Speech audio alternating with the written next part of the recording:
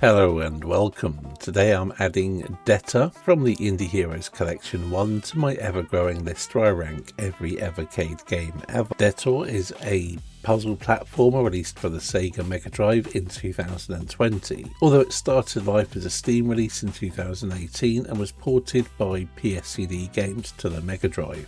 The setup of the game is relatively simple. Your character dies and wakes up in a dungeon, or a surreal dungeon, representing his unfulfilled tasks in life, and the only way out is to collect your debts, which appear as coins, and work your way through the 30 levels. That pretty much sums up the story, such as it is, and there's no nostalgia here being a more modern game. So let's get straight into the graphics. And visually it's fine. It has very simple pixel art that's more reminiscent of modern indies rather than something you would have seen back in the day on the Mega Drive. They're simple, clean and readable. It's not overly detailed, but there's a certain charm to them. But in compared to Mega Drive games back in the day, it's not much of a looker, really looking a bit more like a Master System game than a Mega Drive one. So they're really not impressive for the hardware, but they do have a charm to them.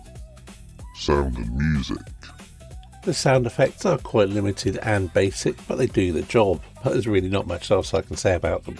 The music is pretty good and it fits the action. Although not particularly catchy, I think the overall quality of the music is decent, and it keeps a lively enough pace to the game. Gameplay.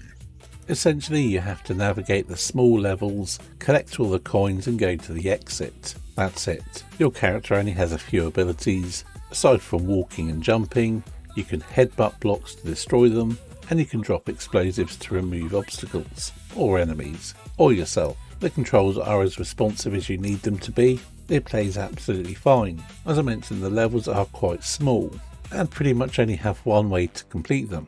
And it's entirely possible to mess things up and not being able to finish a level, so you'll have to explode yourself.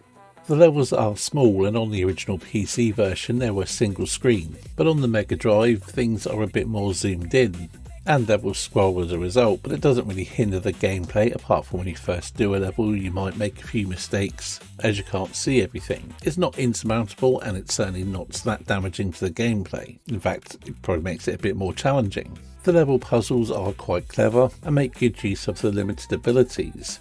But the ability to softlock yourself could be a bit annoying, but playing with save states, just play through each level, save at the beginning, and if you bugger things up, you can quickly restart.